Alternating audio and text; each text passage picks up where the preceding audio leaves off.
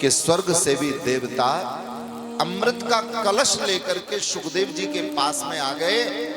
बोले गुरुजी, भागवत कथा का जो रस है वो हमें पिला दो, बदले में चाहे जो ले लो। स्वर्ग की सबसे बहुमूल्य वस्तु है हमारे पास ये स्वर्ग का अमृत। आप अमृत ले लो और बदले में कथा का अमृत पिला दो। सौदा करने आए। तो देखो, भागवत को कोई खरीद नहीं सकता है। भगवान को कौन खरीद सकता है भला? सुखदेव जी कहते हैं कि अगर श्रद्धा लेकर के आते, प्रेम से आते, श्रोता बन के आते ना, तो प्रांगण में बैठ करके प्रेम से कथा सुनते।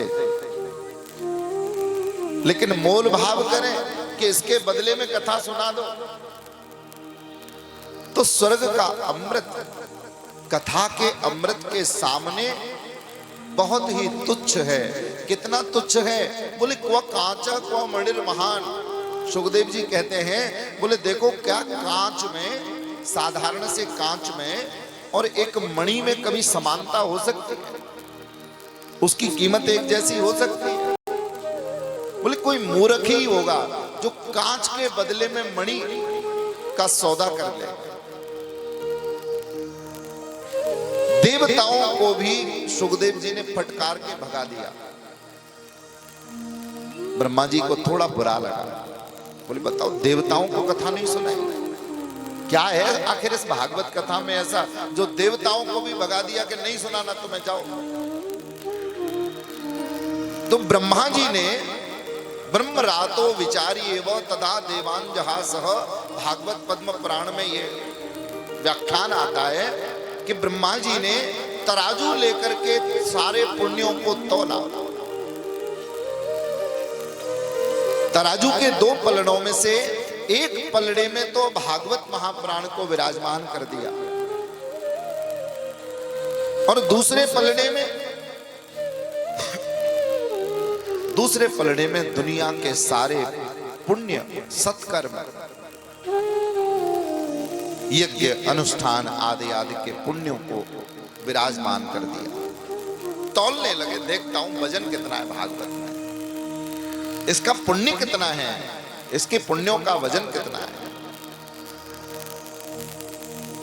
और जब तौलने लगे तो कहते हैं लघुन्यानि जातानि गौरवेण इदं महत्। ब्रह्मा जी को आश्चर्यचकित हो गए ब्रह्मा जी कि दुनिया के सारे साधन, दुनिया के सारे दान पुण्य, यज्ञों का पुण्य जिस पलड़े में रखा था वो पलड़ा तो ऊपर उठ गया, पर भागवत का पलड़ा तो जमीन से हिला ही नहीं। अब भैया, जिसमें वजन ज्यादा होगा वो जमीन पर टिका रहेगा और जो हल्का होगा वो ऊपर उठ जाएगा। ब्रह्मा जी समझ गए कि भागवत का ये पुण्य इतना है जिसके सामने दुनिया का कोई भी पुण्य टिक नहीं सकता।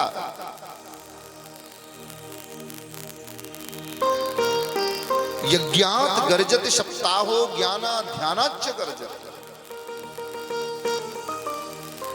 कहते दुनिया का कोई यज्ञ नहीं है भागवत रूपी यज्ञ से बढ़कर। अश्वमेध सहस्राणि वाजपेय शतानि च। 1000 हजारों सहस्र, हजारों हजार अश्वमेघ यज्ञ, सैकड़ों वाजपेय यज्ञ व्यक्ति कोई कर ले, वो जितना पुण्यशाली होगा उसके जितने पुण्य संचित होंगे वो भी भागवत के पुण्य की बराबरी नहीं कर सकते। प्रेम से कह दो श्री राधे।